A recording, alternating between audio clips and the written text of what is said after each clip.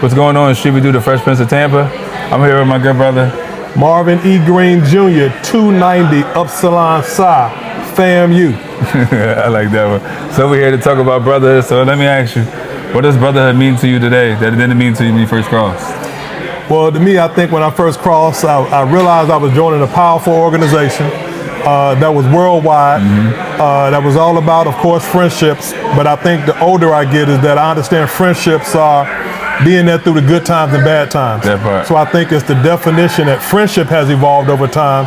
So as a result, the brotherhood has evolved over time, right? Because at that time, we were just finding a group of people you could socialize with, have a good time with. But now, as you get older, you're talking about going to weddings, but also going to funerals, seeing people's kids born, seeing kids who may lose some kids, of course, parents or whatever the case may be. So I think the friendship definition has evolved over time. I agree with that one. I think it's moved up a lot more since basically I crossed maybe 23 years ago. Yes, sir. So what responsibility do older brothers have to the younger brothers coming behind them? I think as the fraternity changes, we have to change mentally, right? So everybody always talks about how they came through, what their process was, etc.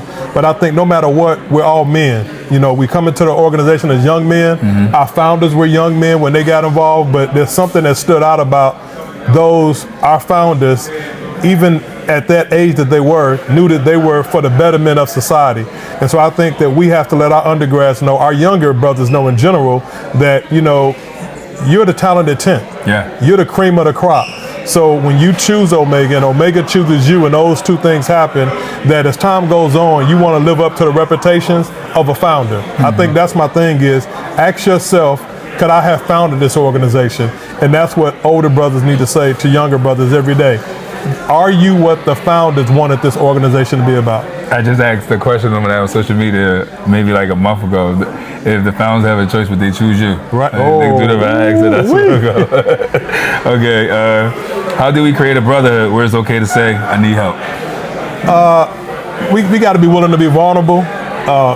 Omega men, Q dogs. We've always been the guys who've been, as they say, do you check on your tough friends?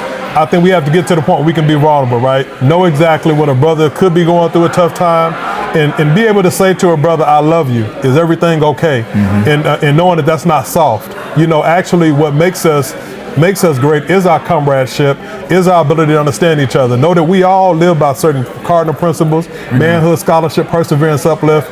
And if that is at the core of who we are, I should be able to want to really sincerely check on you, not just giving a head nod, everything is all good.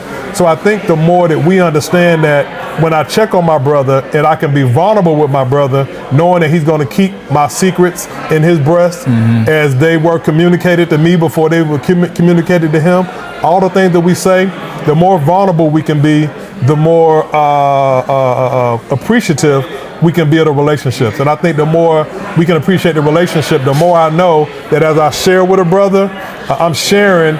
Hopefully just a part of it is to get it off for me, but hopefully that he can help me take some of that burden as well. I understand, but with the young kids now, how would you show them it's okay to come tell me? With the generation that is now, how would you come tell me it's okay, I'm open for you to tell me? I think I have to tell you some of the things I went through.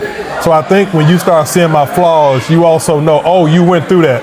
So I think a part of me understanding or trying to convince you to tell me is also letting you know I've done some knucklehead things. I've had some tough moments. I've been able to survive. And so we talk about see it through. You know, you've only facing what other men have met. I have to tell you sometime what I've met in order for you to know it's okay for you to have that moment as well. I agree with that. We're connecting with each other. Yes, sir. So last one. What conversation do we need to have in the brotherhood that we're not having enough? Oh, man. I think black men in America, we're needed, right? Our organizations, our churches need us, our families need us, our communities need us.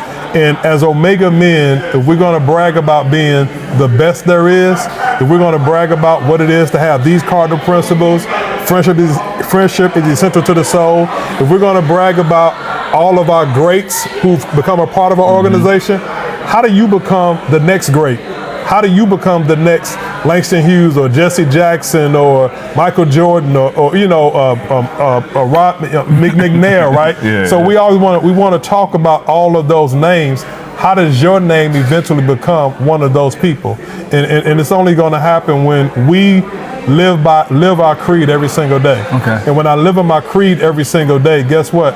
I'll become a name that another brother. See, I want to just be a hero to another brother. Yes. I don't have to be a hero to all. Everybody, you don't need a little bit. Yes, sir. That's exactly it is.